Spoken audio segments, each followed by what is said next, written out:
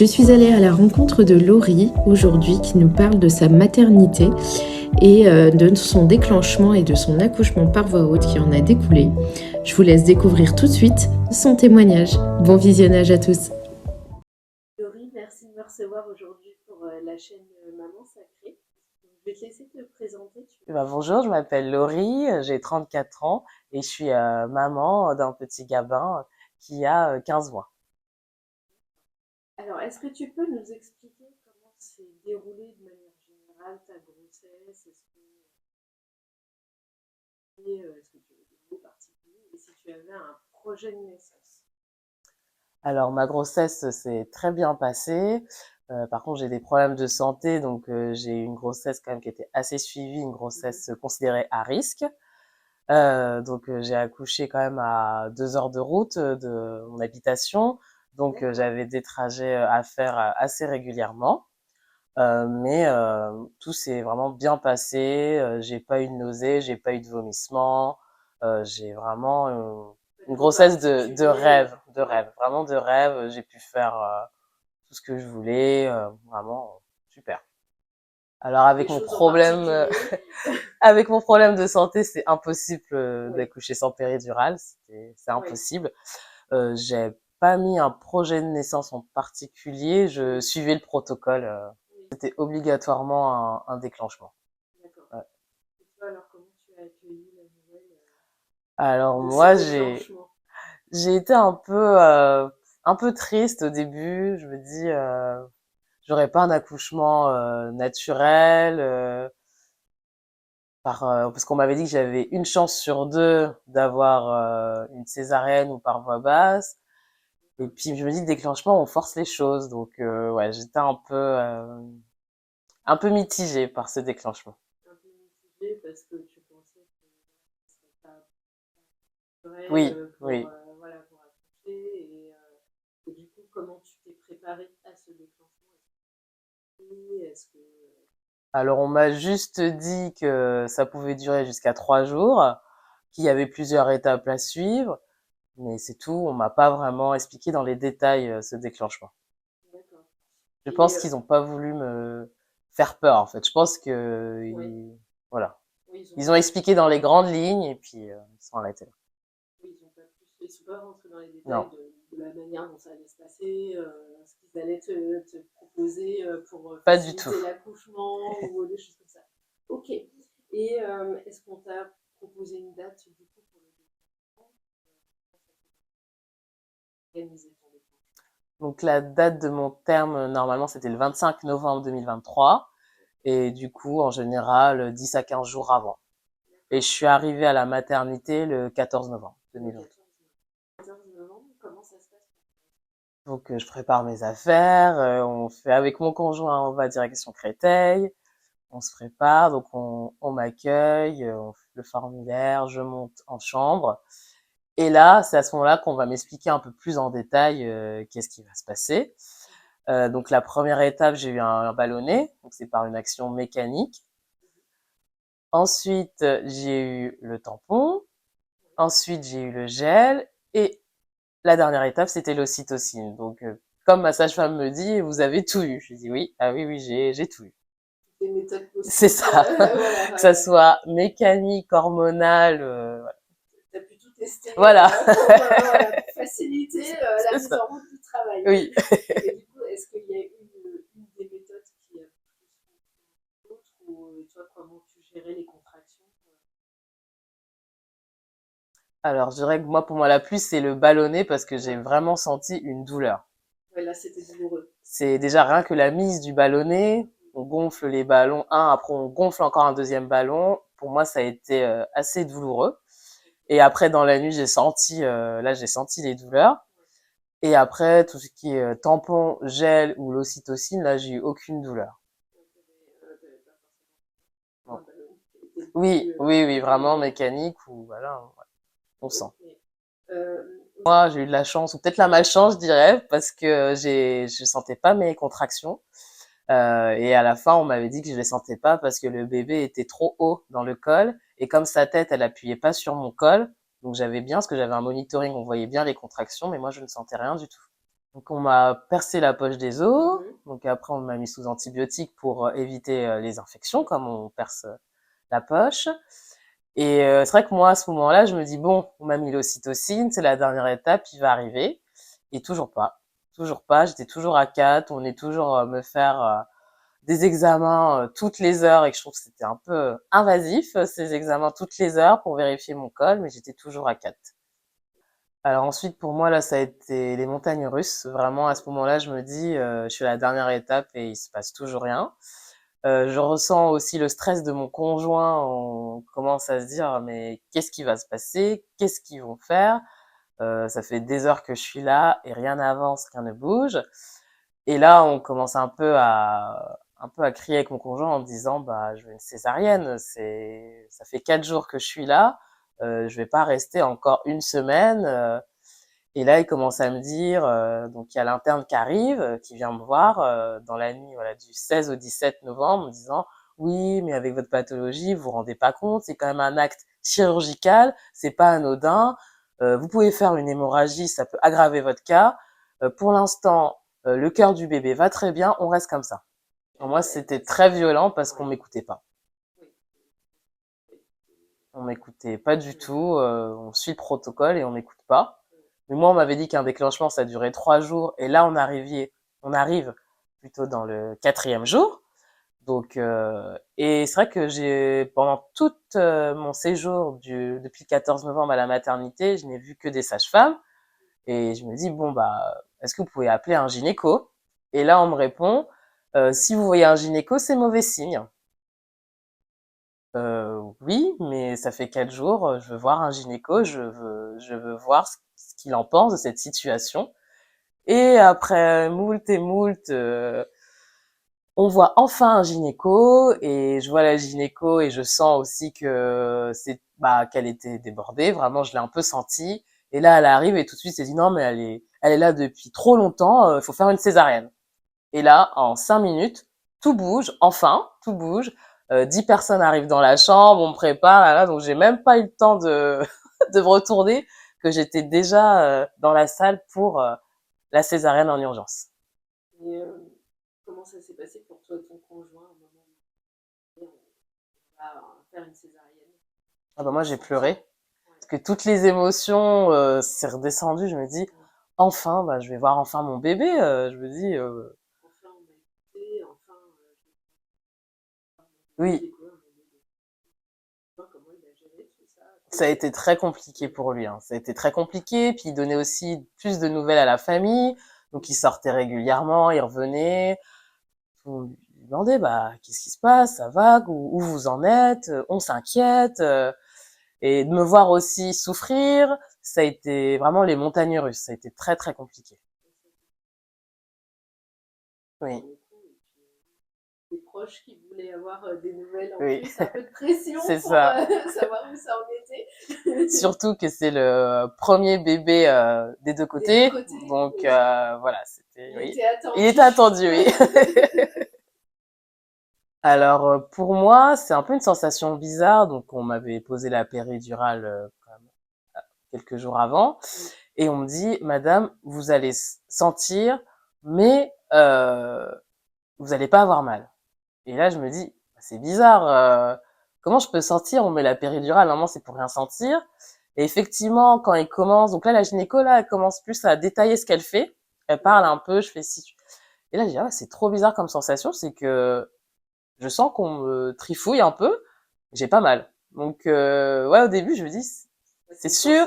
Est-ce que la péridurale ça va marcher parce qu'on me dit que je vais sentir. Donc au début, j'étais un peu perdue.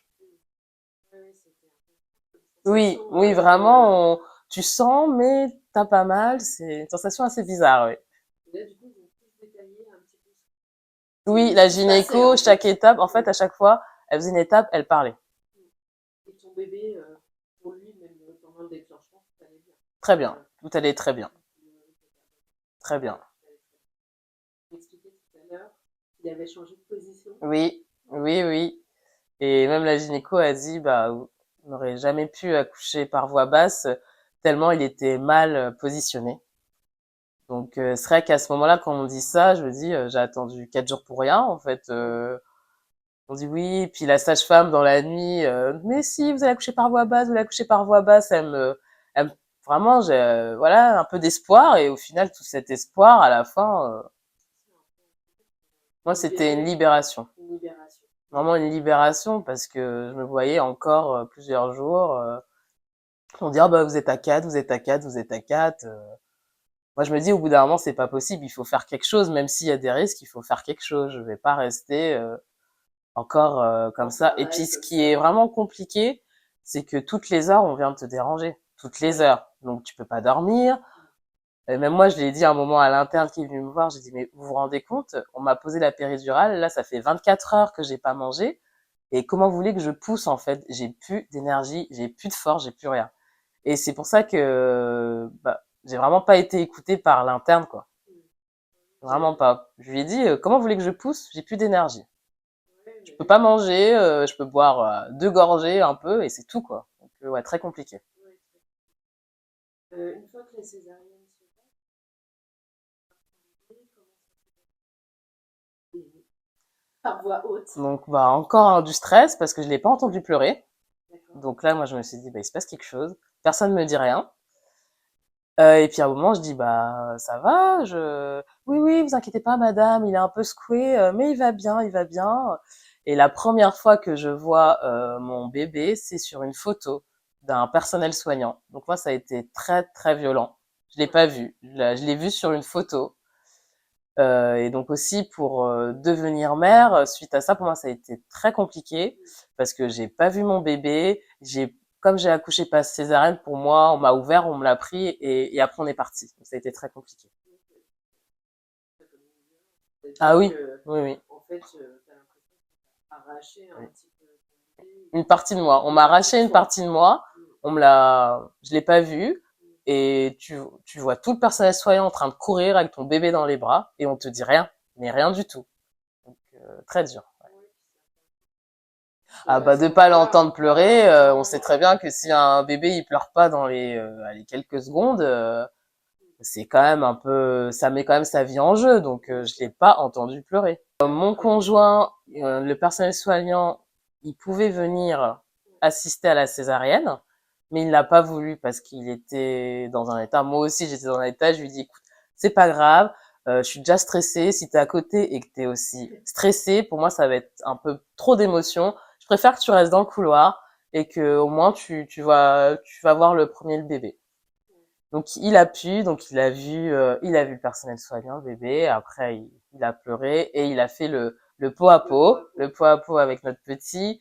Et pour moi ça a été l'un des meilleurs moments, c'est quand j'arrive en salle et là que je vois enfin mon bébé avec mon conjoint et le pot à pot. Voilà, c'est vraiment parmi ces 4 jours douloureux, ça a été un peu de joie dans ces 4 jours. Et c'est là, à ce moment-là,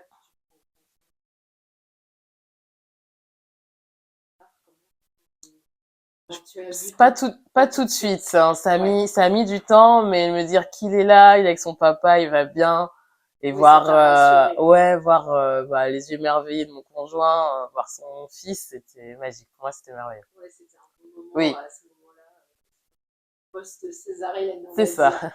Tu as pu revenir en salle près de ton bébé et de ton conjoint. Comment ça s'est passé? Tu es remonté en chambre? Comment s'est passé les jours à la maison? Donc j'arrive donc dans la salle où ils font ma peau, et là il me demande est-ce que vous voulez votre bébé sur vous, et là j'ai tellement mal à ma cicatrice, je dis non, je préfère attendre un peu, je me sens pas encore prête de le prendre, et puis en plus on venait m'appuyer sur ma cicatrice, donc c'était très très douloureux. Donc j'ai pu prendre mon bébé mais quelques heures plus tard, pas tout de suite après l'accouchement. D'accord. Donc tu l'as pris plus tard que au départ quand tu es revenu en salle. En fait, c'était trop douloureux pour toi de pouvoir porter ton bébé Oui, avec la et j'avais cicatrice. peur de glisser. J'avais vraiment peur de pas être à l'aise et surtout de lui faire mal ou que j'ai une douleur, et j'avais peur.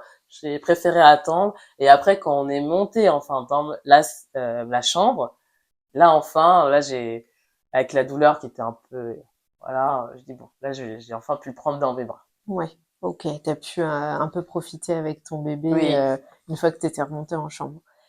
Ton séjour à la mat, comment s'est poursuivi? Est-ce que tu as eu des soins? Est-ce que ton conjoint a pu rester près de toi pour gérer le bébé? Comment ça s'est passé?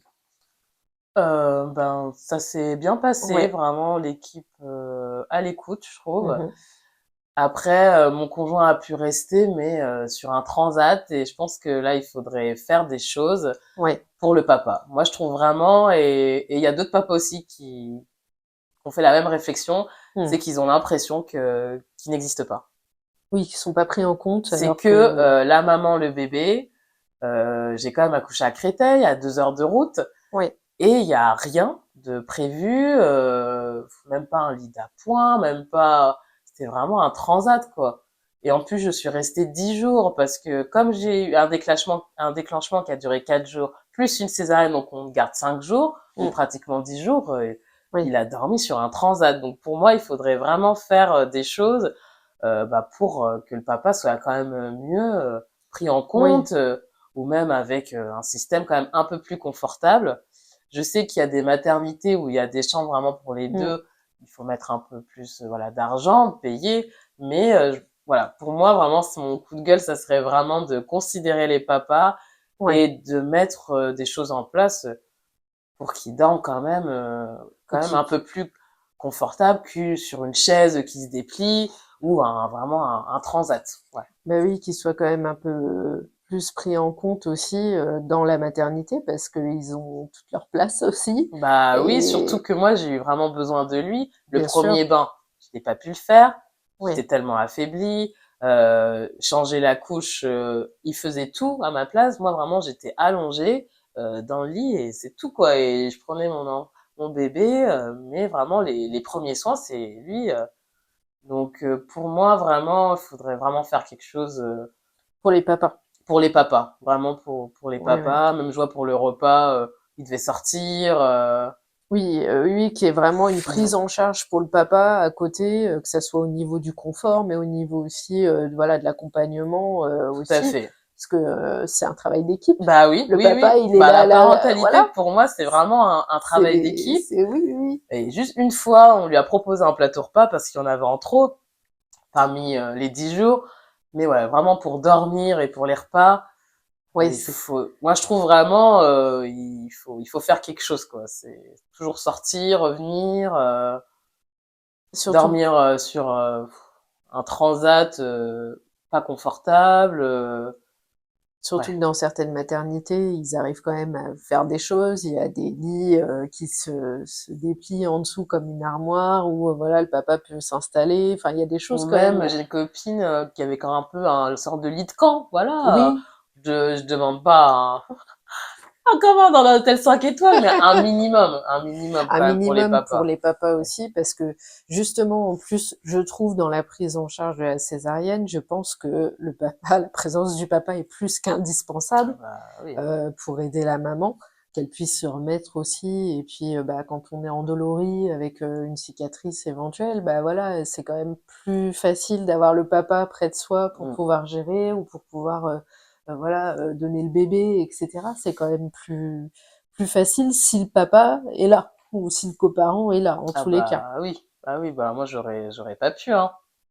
Ah oui, oui. Refaire, refaire tout ce parcours toute seule, même pour prendre mon bébé c'était compliqué, c'était vraiment C'est, compliqué. ben oui, Le oui. bain, se pencher, je sais pas, c'était impossible. Pour Eh aller oui. de mon lit aux toilettes, je mettais 20 minutes. Non, c'est pas possible. C'est pas possible. Mm. Mais faut que ça change pour les papas en tous les Oui, cas. là, on a allongé le congé paternité Oui, de 11 à 25 jours, que je trouve très bien. ouais. Mais il y a encore des choses à faire. Il y a encore des choses à faire, hein, Oui. on est d'accord.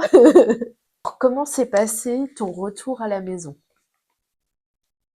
Alors pour moi, quand on m'a dit que je pouvais enfin sortir après 10 jours à l'hôpital, ça a été encore une deuxième délivrance. J'étais tellement contente. Je dis, on va se retrouver tous les trois dans notre cocon sans être dérangés toutes les heures pour un test, une prise de sang, température.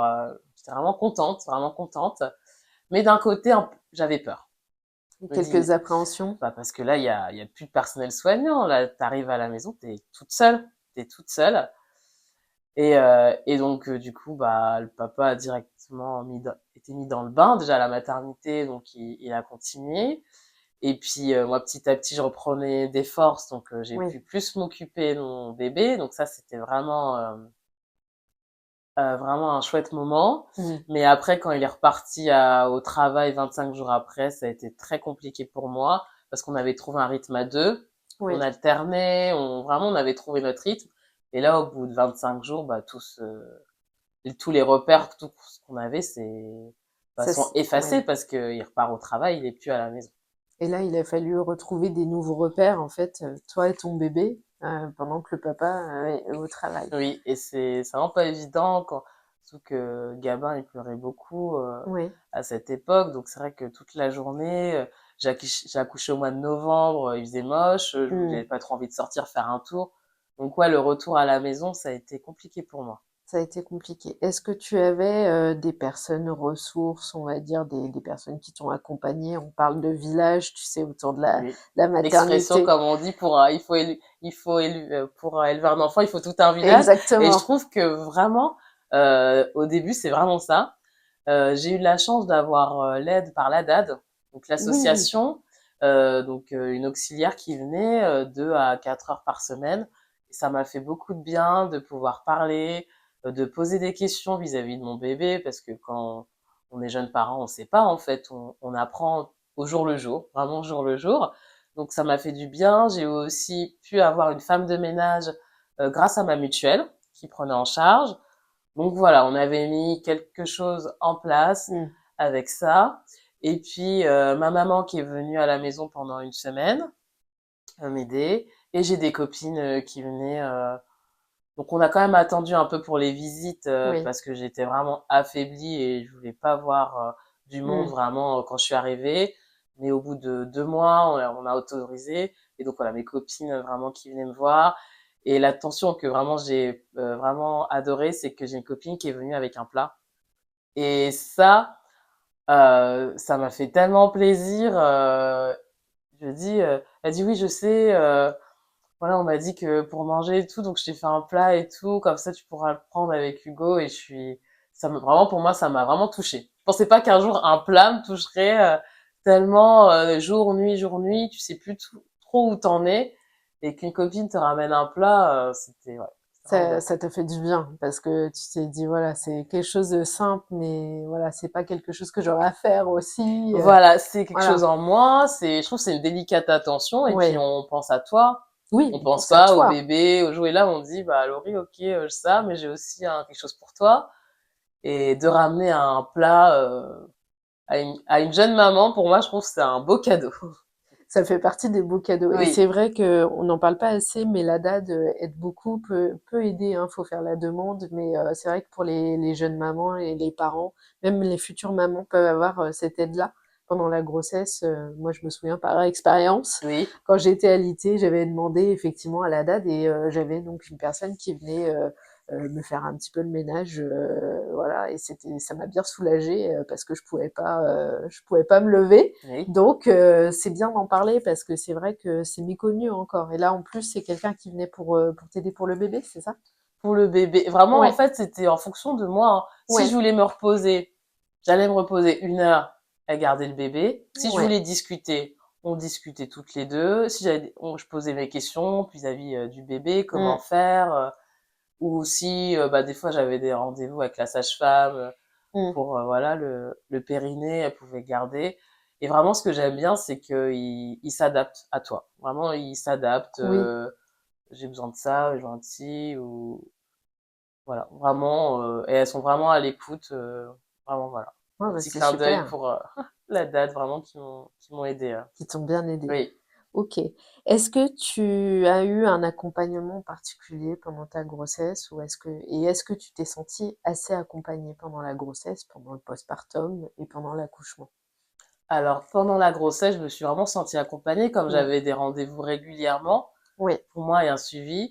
Mais par contre, je trouve quand on retourne à la maison, il n'y a plus d'accompagnement. Et je trouve ça dommage. Après, il y a la sage-femme qui vient pour le poids du bébé, voilà, voir un peu comment tu vas, Mm. mais après c'est fini et après tu vois plus personne. Donc je trouve Mm. ça dommage qu'en postpartum on voit plus personne parce que je trouve que c'est là où commencent vraiment les choses quoi. C'est ça, Ouais. et on est souvent très suivi pendant la grossesse, Mm. même sans pathologie, mais en fait, au final, en postpartum, il y a très peu d'accompagnement, et c'est ce qui ressort beaucoup. C'est que vous êtes souvent, les mamans, livrées à vous-même, ou Oui. même les parents, que ce soit les papas, les mamans, et il y a un manque d'accompagnement sur le postpartum. Après, je sais pas comment toi tu as vécu les choses, mais je pense que oui, oui, ça mériterait qu'il y ait d'autres choses qui soient mises en Ah place. oui. Oui, oui. Parce Mm. que moi j'ai vraiment senti de la solitude. Oui. Donc ça a été compliqué, c'est que t'as ton bébé, t'es à la maison, mais tes copines elles viennent à une heure, Mm. ta famille et tout. Mais je trouve que pour moi, ce qui a été le plus dur, c'est la solitude. Et puis Mm. tu sais pas quoi faire, tu sais pas si tu fais bien. Donc je trouve qu'il y Mm. a aussi du stress parce qu'il y a un petit bout qui dépend de toi. Et, euh, et ouais, je me suis sentie à la reprise du travail de mon conjoint, je me suis Ouais. vraiment sentie seule, que ça soit le jour ou la nuit, c'était Oui, là, t'as ressenti plus d'isolement, en fait, à la reprise du travail de ah ton bah conjoint oui. que, Et quand au je pense qu'à postpartum l'époque immédiat. c'était 3 jours, moi j'ai eu un mois et donc oui, il y a quand même des avancées, mais Faudrait oui, encore un petit peu plus. encore un petit peu plus et surtout que moi je pouvais rien faire au début. Oui, bah oui, oui, Donc oui. euh, donc la solitude pour moi c'est ce qui m'a pesé pendant mon postpartum, c'est la solitude. Et est-ce que tu avais tu faisais des activités où il y avait des choses que tu essayais pour pallier à à rompre l'isolement un petit peu, ou Alors qu'est-ce que tu as oui, pu mettre en place? j'ai fait donc quand j'avais quand même attendu Gabin et 4 mois, je Ouais. suis partie à Danse avec bébé, donc avec Amandine de Précieuse et compagnie, Mm. et ça m'a fait tellement de bien parce que je me suis dit ok t'es maman, Mm. je me suis trouvée un peu des fois bloquée dans certaines situations, Ouais. et là je me dis ah les bébés ils peuvent venir, et je mettais Gabin en portage et je faisais la danse avec bébé. Donc pour moi c'était un petit échappatoire, un moment à deux. Et ça m'a fait du bien de rebouger un peu, tout en ayant mon bébé. C'est vraiment, ouais. T'as pu rencontrer d'autres mamans Et oui, et... et que du coup Mm. qu'on discute voilà, de nos problèmes les uns aux autres. Et donc j'ai fait ça. Et j'ai été aussi à l'association Repères et Merveilles, Ouais. qui organise, voilà, donc des rendez-vous entre mamans. Mhm. Et là aussi, les bébés sont bienvenus. Et ça fait du bien de pouvoir parler, de voir comment chacune voit la maternité. Donc voilà, de faire ces deux choses, danse avec bébé et d'aller au même times là, de repères et merveilles, ça m'a fait du bien. Oui, c'est les genres de café des C'est mamans ça, tout à où fait, tu c'est peux ça. rencontrer d'autres mamans avec vos bébés C'est ça. et puis échanger, parler entre vous. Ça, c'est une ressource vraiment sympa parce que du coup, ça permet d'échanger avec d'autres et de parler un peu de tout. Puis des fois, on voit qu'on a les mêmes problèmes, donc on se Oui, donne des conseils les unes aux autres et je trouve vraiment super. Je trouve que ça c'est permet super. d'échanger ces petits tips. Voilà, tout à C'est fait. chouette. On Comment on voit tout ça, gère au comment on gère, quotidien? comment on fait. Moi, je dis, on fait au mieux, on fait ce qu'on peut. Moi, voilà, On fait du mieux on qu'on fait ce peut, qu'on peut. Voilà. surtout. C'est ça, c'est ça. Où en es-tu aujourd'hui avec ton petit Gabin? Alors aujourd'hui, quand je vois l'âge de Gavin, il a 15 mois. Ça passe tellement vite. Maintenant, c'est un petit garçon, c'est plus mon bébé. Il marche, il découvre la vie. Et vraiment, je me sens mère vraiment, vraiment maintenant, quoi. Mm. Ça m'a mis, je trouve, 1 an avant vraiment de me sentir maman. Et je pense qu'il y a plus d'interaction aussi et ça Mm. joue beaucoup. C'est plus que changer les Oui. pleurs. Là, vraiment, voilà, il y a un lien qui se crée. Mm. À quel moment tu t'es sentie vraiment maman? C'est un an où il y a eu un événement particulier ou Moi, quelque vraiment, chose? c'est assez 1 an. Mm. Vraiment assez 1 an. Pour moi, il m'a fallu 1 an. Ouais. Ouais, pour créer ce lien ou juste pour te sentir maman toi? Pour vraiment me sentir maman. Mm. Le lien, ça s'est créé au fil Au du fil du temps, au temps. fil du temps. Ouais, Ils grandissent tellement vite, donc ça va vite. Il tu, faut profiter. moi, j'ai pas vu l'année passée, là, je l'ai pas vu. Hein. Qu'on a fêté ça 1 an, je me dis, déjà 1 an, quoi. On se dit que ça va vite, hein. Oui. Alors, quelles ont été tes victoires? dans ta maternité? Mes victoires, c'est de me dire que on trouve toujours des solutions. On en trouve toujours. Des fois, on n'a pas confiance en soi, mais les choses viennent naturellement et on ressent les choses. Et c'est vrai qu'on me dit, écoute ton bébé, Laurie, j'y croyais pas trop à ça. Je me dis, mais je sais pas, j'ai jamais été mère avant. Et c'est vrai que dans certaines situations, tu te dis, ah bah oui, c'est vrai, quand tu t'écoutes un peu, bah si, c'est ça qu'il a, c'est ça, je vais essayer de faire ça. Se faire confiance, en Oui, fait. oui, Mmh. oui, tout à fait. Et quels ont été les moments les plus difficiles pour toi dans ta maternité? Bah, je pense que c'est la solitude, je pense que c'est de rester Mmh. à la maison avec des pleurs presque en continu et sans pouvoir le soulager. Vraiment, Mmh. pour moi, ça a été très compliqué. Les pleurs, voilà, j'ai eu un bébé qui pleurait beaucoup. Mmh. Voilà, il avait voilà beaucoup de Mmh. regurgitation. On changeait de lait, ça marchait pas. C'est pour moi les pleurs toute la journée. À un moment, j'en pouvais plus des pleurs. Mmh. Ouais, c'était ça qui a été le plus compliqué à Bah oui, gérer, c'était les pleurs. ah oui. Et comment tu palliais à ça? Tu faisais du portage, tu faisais autre chose? Enfin, Alors le portage, ça a bien aidé parce que ouais, comme il était contre moi, je pense qu'il se ouais. sentait plus apaisé. Euh, des fois, je le laissais dans le berceau, je Mmh. revenais après. Euh, je faisais même pas un tour dehors. C'était en hiver, j'avais trop peur Mmh. qu'il attrape froid.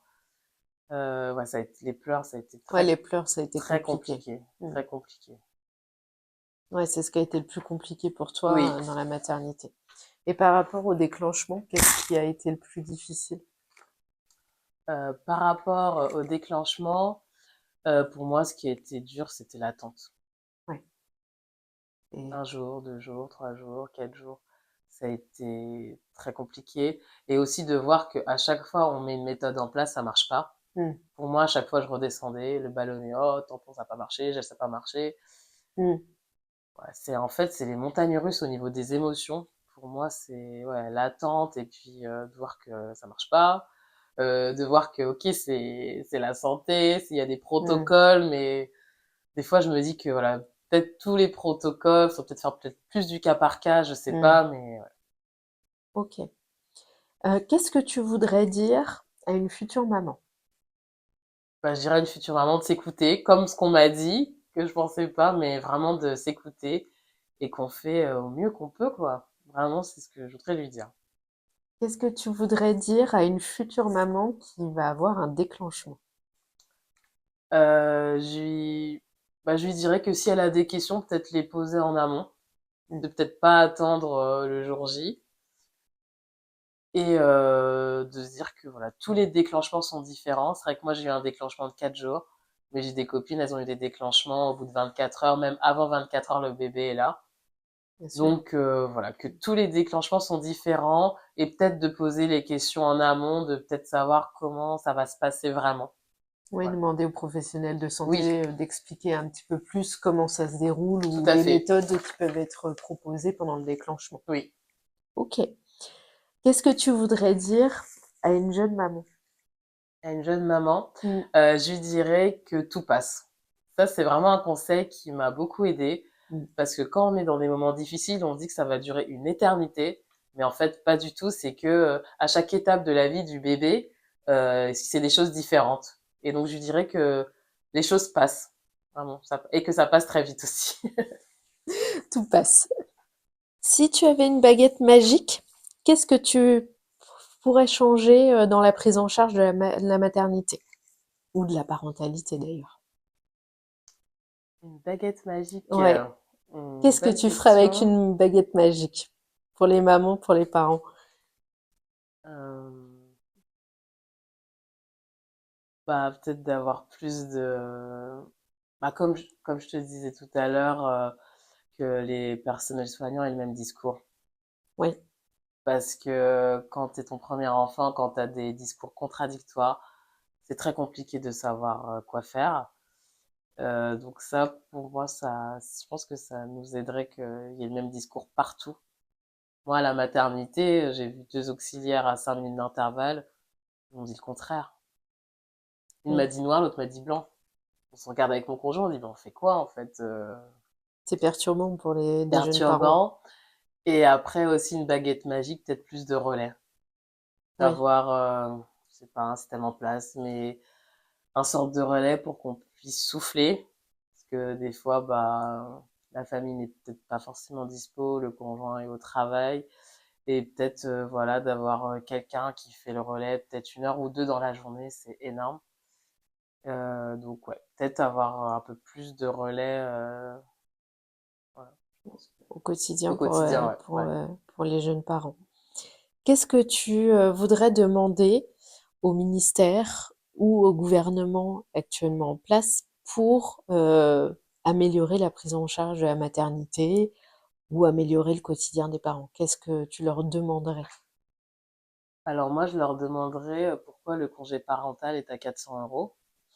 Moi, c'est vraiment une question que je me pose. Apparemment, il y a une réforme, j'ai entendu là en 2025, pour augmenter ces 400 euros. Et peut-être, par contre, ça sera réduit, ça sera plus 2 ans, mais je crois 6 mois chaque parent. Donc voilà, il y a des pistes quand même, mais je leur demanderai pourquoi 400 euros quand tu as un crédit, quand tu as les factures, quand en plus tu viens d'avoir un bébé qui a des frais en plus, et t'aimerais bien rester à la maison et vraiment t'occuper pleinement et voir grandir ton enfant. Et bah, je leur demanderai si eux, avec 400 euros, ils pourraient faire ça. Voilà. Tout à fait. C'est vrai que ça, c'est à revoir absolument parce que c'est hyper pertinent de dire qu'avec 400 euros, qu'est-ce qu'on fait? Non, on fait rien avec 400 euros. Dans Voilà, la société actuelle où tout augmente, on fait rien. exactement. Donc moi, dans mon entourage, on reprend tous à 80%. C'est ce que j'ai fait. Mm, J'ai repris à 80%. Mais j'ai repris, j'étais un zombie. Je dormais pas la nuit. mm, Fallait quand même aller bosser. Et donc je pense que moi, quelques mois de plus, mm. ça m'aurait aidé vraiment. Et après, quand j'ai vu que c'était 400 euros, c'est pas possible, je peux pas. En fait, je suis obligée de retourner Bien au sûr. travail. Mm, Donc là, j'ai vu quand même, il y avait des pistes sur cette mm. histoire de 400 euros, pour les deux parents aussi. Donc, on va voir quand tout ça va se mettre en place. Mais ouais, je pense que faudrait vraiment changer ces 400 euros. C'est pas possible. On dit qu'il y a des manques de place au niveau des nounous, au niveau des crèches. Et si tu veux, toi, t'en occuper, ben en fait, t'es emprisonné. Tu dis, c'est pas possible, je peux pas. 400 euros, je Ah, c'est peux ça. rien faire, quoi. Financièrement, c'est pas Et possible, donc, c'est quoi. dommage de dire que le financier, Mm. ça prend le dessus sur l'éducation de l'enfant, sur le temps passé. Et comme j'ai dit tout à l'heure, ça passe tellement vite. Et si tu veux profiter, bah, t'es point lié, tu peux pas trop. Après, il y a des choses à mettre en place, mais moi, j'ai 2 copines qui ont pris des congés parentaux. Une, elle en a pris parce que elle avait pas de solution de garde. Même m'a dit, Laurie, pendant des mois, on se serrait la ceinture plus, plus, plus, plus. Mm. Et une autre qui a pris, mais elle avait une double activité, donc il y avait son double activité Mm. qui arrive. Donc c'est, ouais, je trouve qu'il faudrait changer. J'espère que ça va changer dans le bon sens. On attend de voir d'ici quelques mois. On espère, en tous les Ouais, cas. on espère. Laurie, ton petit mot de la fin? Et bah, mon petit mot de la fin, bah, j'ai été contente vraiment de faire cette petite interview. Si ça peut permettre à des futures mamans d'avoir pu apprendre ce que c'est vraiment un déclenchement, bah, ça me fait ouais, du bien. Et je dis force à tous les jeunes parents, on est des warriors vraiment de tout gérer, la maison, le boulot, l'enfant, et vraiment écoutez-vous. Voilà, c'est ça mon mot de la fin. Merci beaucoup, Et ben Laurie. merci à Merci toi. de m'avoir accueillie. De rien.